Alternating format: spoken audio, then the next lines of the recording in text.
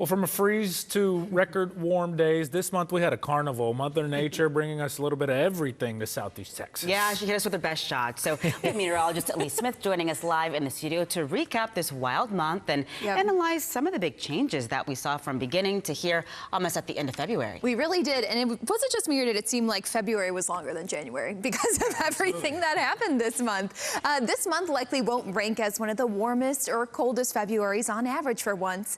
And I think it's important to point out why.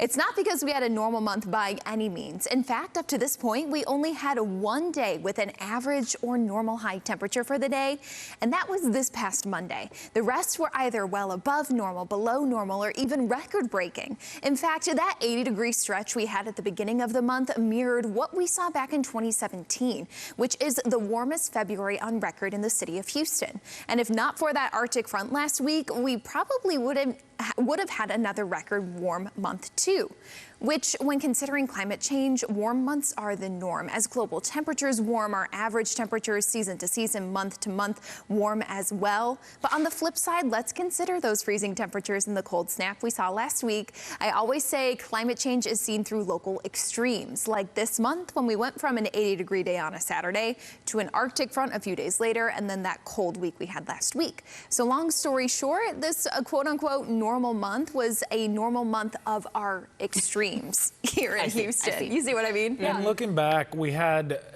two blasts of winter, I guess, when you had the freeze and then, of course, the January snowstorm, right? And you've talked about the polar vortex a good bit over the last couple of months. So what's the scenario if and when that enters Texas? Yeah, this month we've learned a lot about the polar vortex, and we're keeping the same theme here. The polar vortex actually didn't move into Southeast Texas at all. We talked about that polar vortex and that it was unlikely to move in and cause cold air because of how strong it was. And that remains true to this day. Now, what researchers did note about the vortex this season was its orientation. Listen to this. Instead of it being perfectly symmetrical, the vortex would tilt and be elongated over one region at a time, like North America or Europe, which could have influenced what are our normal wintertime patterns. This is called stratospheric wave reflection, and it's an area of future study that researchers are learning more about with the vortex. So all things considered,